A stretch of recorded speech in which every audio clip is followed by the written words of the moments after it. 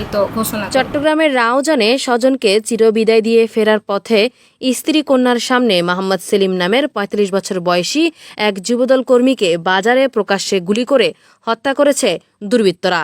৬ জুলাই রবিবার বেলা ১২টায় উপজেলার কদলপুর ইউনিয়ন ঈশান ভট্টের হাটে শান্তি ফার্মেসির সম্মুখে এই ঘটনাটি ঘটে। নিহত মোহাম্মদ সেলিম কদলপুর ইউনিয়নের ৬ নম্বর ওয়ার্ডের ইসলামিয়া নতুনপাড়া এলাকার আমির হোসেনের ছেলে। স্থানীয় প্রত্যক্ষদর্শীরা জানান, নিহত সেলিম একই ইউনিয়নের কদলপুর শমশেরপাড়া তার এক নিকট আত্মীয় মহিলার জানাজা ও দাফন কাফন শেষে তার মোটর সাইকেলে করে স্ত্রী কন্যাকে সাথে নিয়ে তার ইসলামিয়া নতুনপাড়ায় তার নতুন বাড়িতে আসার পথে ঈশান ভট্টের হাটে দাঁড়িয়ে ওষুধ কিনে গাড়িতে ওঠার সময় সিএনজি চালিত অটোরিকশা যোগে বোরকা পরা ৪ জন যুবক এসে গুলি করে পালিয়ে যায়। এই সময় স্থানীয়রা তাকে উদ্ধার করে রাউজান উপজেলা স্বাস্থ্য কমপ্লেক্সে নিয়ে আসলে কর্তব্যরত চিকিৎসক তাকে পর্যবেক্ষণ করে মৃত ঘোষণা করেন। রাউজান উপজেলা স্বাস্থ্য কমপ্লেক্সের মেডিকেল অফিসার পূজা মল্লিক বলেন, ওনার চোখ পুরো ডাইলেটেড ছিল, আর পালস ছিল না, প্রেশার ছিল না, উনি নিঃশ্বাস নিচ্ছিলেন না, কোনো কিছুই ছিল না।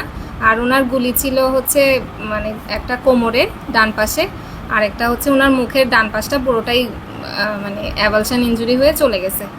আর হচ্ছে ওনাকে আমরা আনার পরেও কিছুক্ষণ দেখি স্যালাইন দিয়ে রেখেছিলাম যে যদি কোনো চিহ্ন থাকে, কারণ এও হাত ধরছিল দেখে ইসিজি পুরো ফ্ল্যাট আসেনি, কিন্তু ওটা লাগানোই ছিল, তখন ফ্ল্যাট আসছিল দেখে আমরা ওনাকে ডিক্লেয়ার করে দিই, মৃত ঘোষণা করি। তাকে মৃত ঘোষণার পর তার বর্তমানে মরদেহ ময়নাতদন্তের জন্য রাউজান থানায় নিয়ে আসা হয়।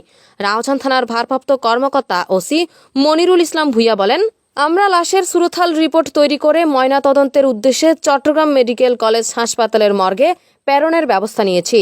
তিনি আরও জানান, ওই এলাকায় আধিপত্য বিস্তারকে কেন্দ্র করে 2 গ্রুপের মধ্যে দীর্ঘদিন ধরে দ্বন্দ্ব চলে আসছে।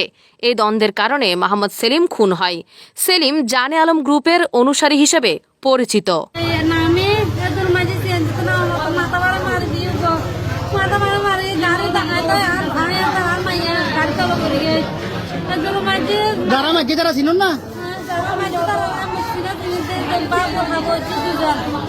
লম্বা করে সব লম্বা করে মুখ বাঁধা খাওয়াতি আর মুখ দেখে চিনি নাই আয় আইনুরা হয়তো মানে তা আইনুরা তারা ফাঁসি বিয়া করাও শাস্তি